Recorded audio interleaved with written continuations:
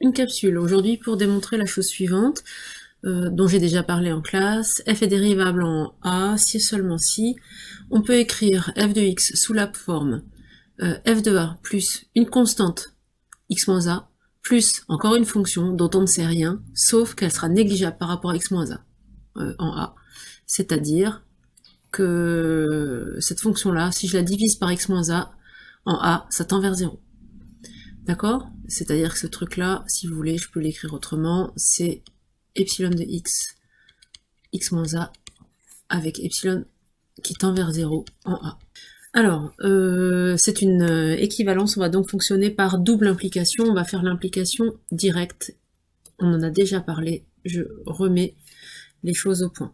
Si f est dérivable en a, ça veut dire que le taux de variation de f de x moins f de a, sur x moins a, taux de variation de f en a, calculé en x, donc là je prends un x au voisinage de a, les différents de a, je calcule le taux de variation, et je sais que ça tend vers f' de a, parce que f est dérivable en a.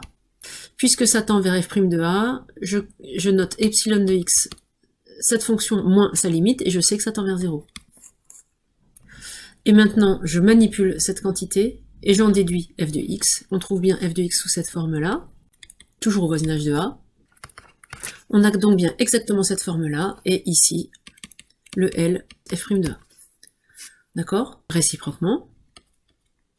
Imaginons qu'on ait une écriture sous cette forme, donc si il existe une fonction epsilon qui tende vers 0 en a, et si il existe un L réel tel que sur tout un voisinage, c'est-à-dire un intervalle du type a moins alpha plus alpha. Donc je recopie la phrase là-haut, f de x égale f de a plus L constante fois x moins a plus la fonction epsilon fois x moins a. Donc ça, on verra ensemble que ça s'appelle une fonction négligeable par rapport à x moins a, et ça s'écrit petit o de x moins a. À ce moment-là, je calcule le taux de variation, f de x moins f de a, donc je passe le f de a de l'autre côté, et je divise tout par x moins a. Je vais avoir L, plus, si je divise par x moins a, il y a le epsilon de x. Donc ça tend vers L, en a.